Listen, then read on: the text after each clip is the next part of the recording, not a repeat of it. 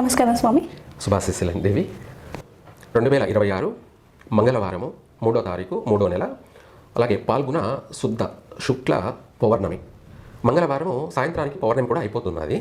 అయితే ఈ యొక్క పౌర్ణమి సమయము చంద్రగ్రహణం. మనకు గర్భిణీ స్త్రీల విషయానికి వచ్చేటప్పటికి ఇది చాలా ముఖ్యమైన విషయం అనమాట. ఈ యొక్క కేతుగ్రస్త చంద్రగ్రహణం అనేది ప్రపంచవ్యాప్తంగా జరుగుతుంది. ఈ యొక్క మంగళవారం కుజుడు అధిపతి, అలాగే రాహుకాల సమయం అంతా కూడా జరుగుతుంది 3 తర్వాత 4:30 వరకు కూడా. రాహుకాలం అయిపోయిన తర్వాత ఈ గ్రహణం కూడా స్టార్ట్ అవుతుంది. దానికి ముందు నుంచే ఏది ఏమైనా గర్భిణీ స్త్రీలు ఏంటంటే మధ్యాహ్నం లోపలే ఏదైనా సరే భోజనం చేయడం కానీ, అలాగే పాలు పండ్లు లాంటివి కానీ ఏదైనా తీసుకోవాలి.